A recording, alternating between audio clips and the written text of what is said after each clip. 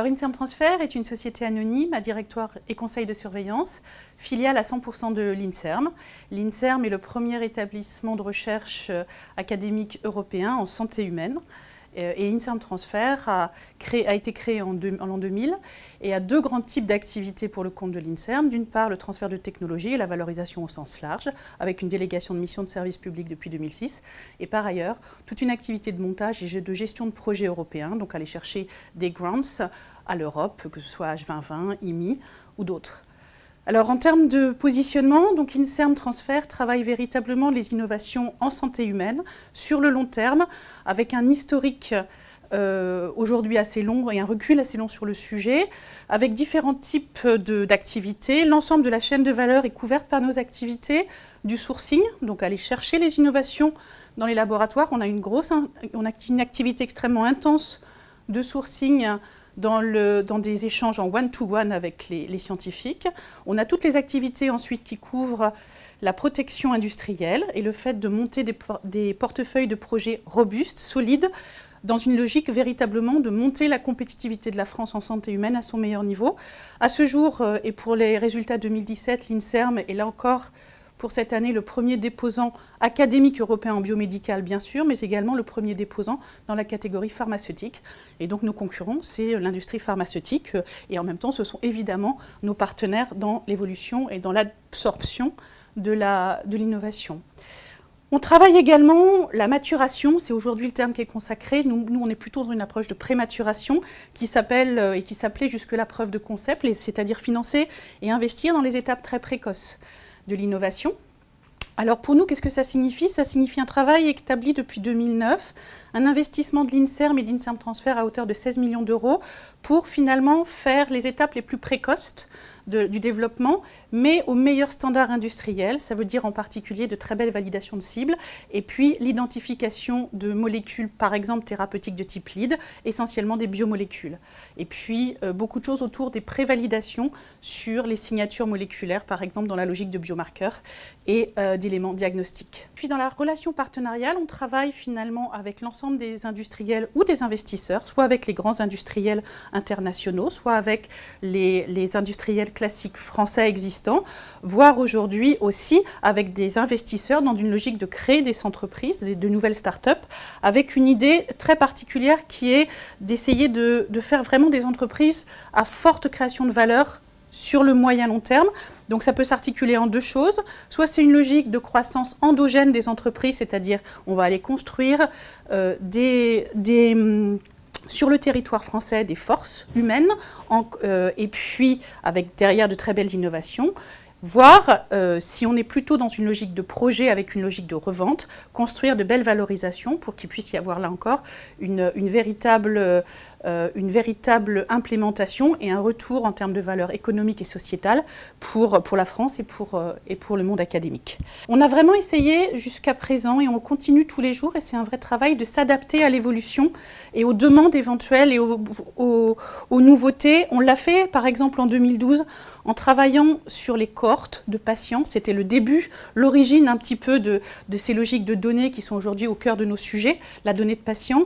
On l'a fait en travaillant de nouveaux business models, des partenariats publics multi-privés, pour lesquels on a vraiment travaillé sur une douzaine de cohortes à ce jour de l'Inserm, mais également d'autres cohortes, avec une grosse dizaine de partenaires industriels également sur ces sujets-là. Et l'idée, c'était de construire une proposition de valeur dans laquelle les industriels, et en particulier les filiales de grands groupes, pouvaient venir s'ancrer avec une vraie valeur ajoutée à terme pour eux.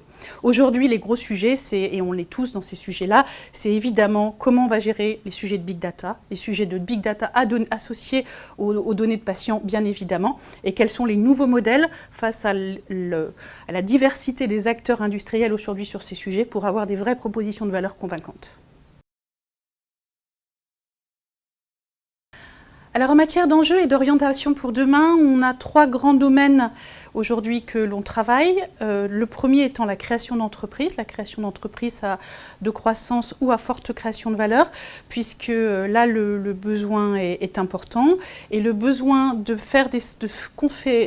réaliser des structures qui vont pouvoir se projeter évidemment d'abord en spin-off, en start-up, puis après en PME, voire demain en ETI. Donc avec une logique de faire ce travail important qui consiste à, d'une part, créer des équipes qui vont être des équipes qui vont permettre de faire perdurer la société de la bonne façon, et puis d'autre part, de construire des vrais projets d'entreprise. Et il y a tout un travail à faire avec les scientifiques pour leur faire passer d'une idée de projet applicatif, voire qui va en clinique, dans le domaine de la santé, à quelque chose qui est un réel projet d'entreprise et qui va permettre de déclencher et de satisfaire aux conditions de tels projets. On a par exemple travaillé quelques assets de l'INSERM qu'on appelle l'immunoscore. C'est breveté par de multiples familles, c'est aussi protégé par trademark.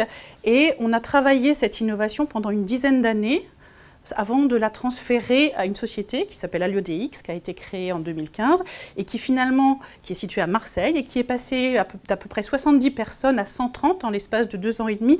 Donc c'est vraiment, quand on dit start-up à forte potentiel de croissance endogène, c'est vraiment ça, c'est-à-dire construire des PME qui sont solides et qui vont permettre du coup de faire un véritable effet levier pour l'innovation française.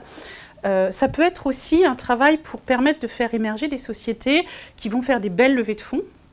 Alors on peut penser à des sociétés comme InCheck, par exemple, sur la base des travaux de Daniel Olive, qui a fait un tour de table de 20 millions d'euros en 2017, l'année passée. Et l'idée, c'est vraiment de s'ancrer dans des choses comme ça. Et si on regarde l'ensemble des spin-offs de l'INSERM depuis 2010 à peu près, 2017 a été l'année où les plus belles levées de fonds se sont faites, avec à peu près 137 millions d'euros de levées de fonds pour les spin-offs de l'INSERM. Donc c'est vraiment l'idée de les ancrer dans quelque chose de forte valeur ajoutée. Et puis c'est le deuxième élément qui est important, c'est au-delà de créer des entreprises, donc consolider les existants. Alors consolider les existants, ça veut dire faire passer potentiellement de TPE, donc de très petites entreprises à PME, et puis derrière de PME à ETI, on l'espère tous.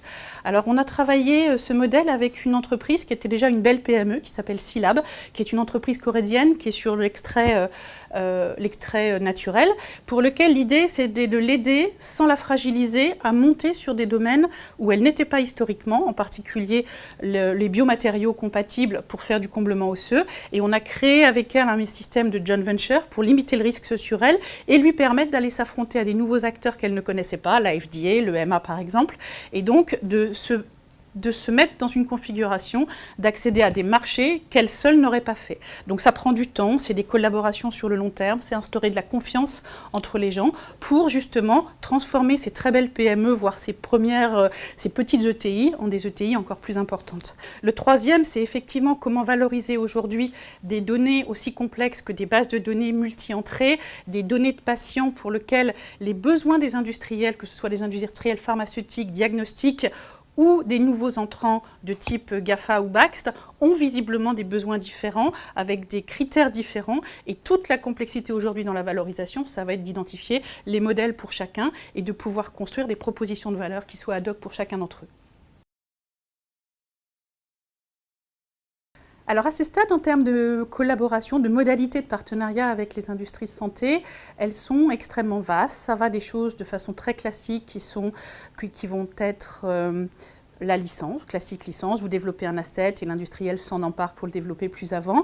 Ça peut être de la collaboration, un laboratoire académique en face d'une entreprise sur un projet particulier de recherche applicatif. On a aussi beaucoup développé ce qu'on appelle, nous, les alliances stratégiques, c'est-à-dire les partenariats vraiment sur le long terme. On en a un en particulier assez emblématique avec MedImmune AstraZeneca, c'est public évidemment, qui s'inscrit dans la durée. Ça fait déjà 7 ans qu'on travaille ensemble. Et là, l'idée, c'est véritablement de travailler avec plusieurs business units d'une même structure, d'un même industriel.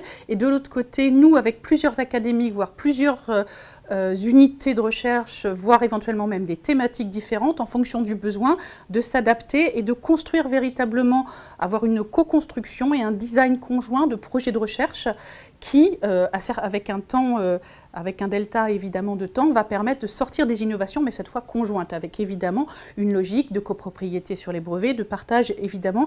Et ça nécessite véritablement de construire une relation de confiance très long terme. Donc ça veut dire des alliances managers de notre côté, ça veut dire des alliances managers côté de l'industriel, et vraiment un lien quasi permanent, évidemment quotidien, mais au-delà de ça, un vrai lien et un vrai système de confiance qui perdure dans le temps, avec une satisfaction évidemment des deux côtés. Donc ça, c'est des choses que l'on fait. L'idée, c'est éventuellement de pouvoir travailler aussi les sujets de laboratoire commun. Ça, c'est quelque chose qu'on a peu fait jusqu'ici, mais qui est vraiment quelque chose qu'on pourrait mettre en place et qui serait effectivement très pertinent dans cette même logique de travail, de recherche conjoint. Et puis, on est en train de développer aussi des sujets d'accélération conjointe de projets. L'idée étant que jusqu'à ce jour, INSERM et INSERM Transfer sont en mesure d'emmener des couples cibles validés, produits thérapeutiques biologiques jusqu'à un stade de lead ou de début de lead optimisé. Et l'idée, c'est de travailler avec des investisseurs et des partenaires industriels de santé pour développer plus avant dans un système d'accélération et emmener un certain nombre de ces projets jusqu'en preuve mécanistique humaine ou en phase 1, 2, en fonction des pathologies, pour avoir cette logique conjointe de dérisking pour derrière pouvoir faire émerger et que les industriels puissent s'approprier des projets déjà dérisqués, pertinents et évidemment déjà au stade clinique. Donc voilà un petit peu les sujets. L'idée, c'est de pouvoir proposer des modèles adaptés à chaque industriel et pas stéréotypés systématiquement. Donc c'est vraiment une logique un peu à la carte en fonction des besoins de nos partenaires.